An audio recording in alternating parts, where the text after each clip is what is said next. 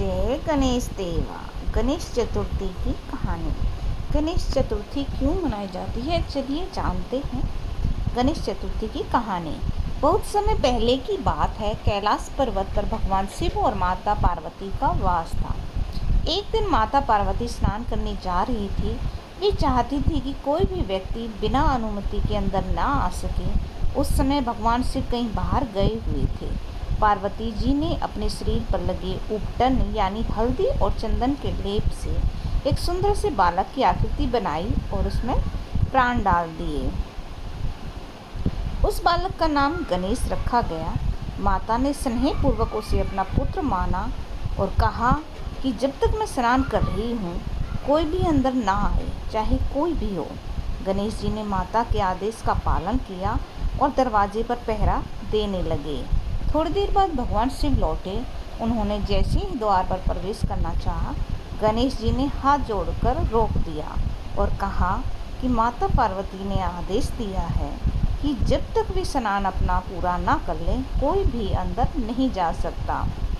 शिव जी यह सुनकर आश्चर्यचकित रह गए। उन्होंने कई बार समझाया कि मैं इस घर का स्वामी हूँ, तुम्हारे पिता हूँ, मुझे रोकना उचित नहीं है। लेकिन गणेश जी अपने कर्तव्य के प्रति दृढ़ रहे और बोले, चाहे कोई भी हो, मैं माता की आज्ञा का अवहेलना नहीं कर सकता। भगवान शिव का धैर्य टूट गया। वे क्रोध में भर गए और गणेश जी से युद्ध करने लगे। छोटे बालक गणेश जी ने भी अपार शक्ति दिखाकर देवताओं को रोक दिया। अतः शिव जी ने अपने त्रिशूल से गणेश जी का मस्तक काट डाला। बालक का शरीर वहीं निर्जीव होकर गिर पड़ा। कुछ ही समय बाद माता पार्वती बाहर आई। जब उन्होंने अपने पुत्र को मस्तक विहीन देखा तो वे शोक और क्रोध से भर उठी। उन्होंने शिव जी से कहा, यदि आप मेरे पुत्र को जीवित नहीं करेंगे तो मैं संपूर्ण सृष्टि का नाश कर दूंगी। पार्वती के क्रोध से तीनों लोग कांपने लगे। देवताओं ने आकर भगवान शिव से विनती की कि माता के क्रोध को शांत करें और गणेश जी को जीवन दान दें, उन्हें पुनः जीवित किया जाए। भगवान शिव ने तुरंत अपने गणों को आदेश दिया कि उत्तर दिशा में जो भी पहला जीव मिले उसका मस्तक लेकर आओ। गणों को उत्तर दिशा में सबसे पहले एक हाथी दिखाई दिया।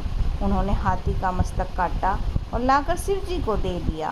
भगवान शिव ने हाथी का मस्तक गणेश जी के धड़ पर लगा दिया और अपने वरदान से उन्हें पुनर्जीवित कर दिया। इस प्रकार गणेश जी का पुनर्जन्म हुआ और वे गजानन कहलाए।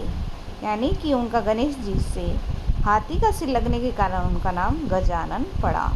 माता पार्वती अपने पुत्र को जीवित देकर प्रसन्न हो गई। भगवान शिव ने उन्हें वरदान दिया कि गणेश जी की सबसे पहले पूजा जाएगा और किसी भी शुभ कार्य की शुरुआत उनके नाम के बिना नहीं होगी।